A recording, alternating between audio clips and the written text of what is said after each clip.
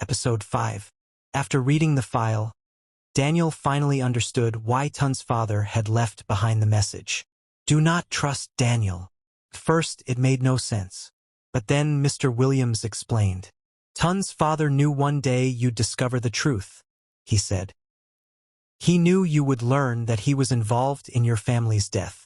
Daniel remained silent. Mr. Williams continued. He was afraid that when you found out, you'd use Tun to get revenge. For a moment, Daniel didn't know what to think. His entire life had been built on lies. But one thing was certain. He needed proof. Not assumptions. Not stories. Proof.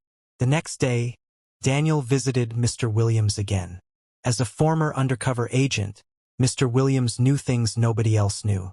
He knew where the organization operated. He knew how they recruited people. And most importantly, he knew how to get inside. You can't go in looking for answers, Mr. Williams warned. You have to become invisible. Daniel frowned. What does that mean? Mr. Williams smiled. To catch a monster, you must learn to live among them.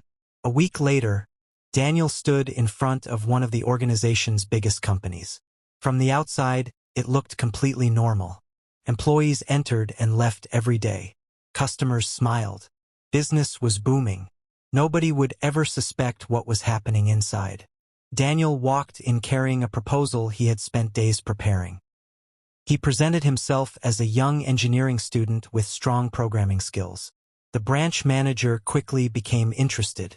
After reviewing his background, the manager looked disappointed. You're a college dropout? Daniel nodded. The manager leaned back. Your ideas are impressive. Daniel's heart raced. Then the manager continued. But I don't trust you with important work. The room fell silent. Finally, the manager smiled. I'll hire you. Daniel nearly sighed in relief. Then came the catch. As a cleaner. $10 an hour. Nothing more.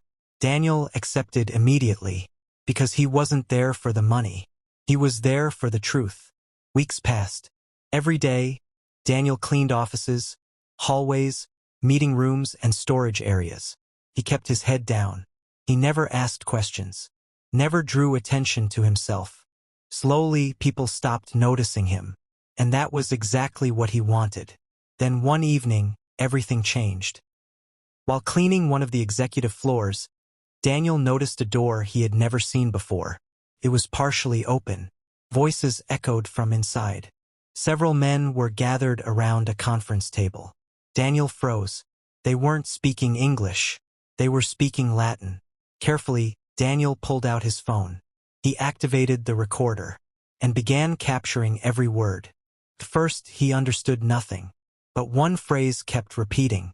A phrase that made the men suddenly fall silent. Daniel's eyes widened. Because one of them had just mentioned his father's name. His heart pounded. He stepped closer, trying to hear more. Then, his phone rang. Loudly. The sound exploded through the room. Every voice stopped. The conference room fell completely silent. Daniel's blood turned cold. A chair scraped across the floor. One of the men stood up. Who's there? Another voice shouted. Find him. Daniel turned and ran. Footsteps thundered behind him. The hallway seemed endless.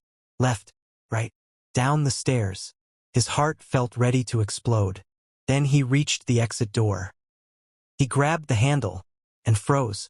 Standing directly in front of him was the branch manager, smiling, holding Daniel's employee file. You've been asking a lot of questions lately, Daniel. To be continued,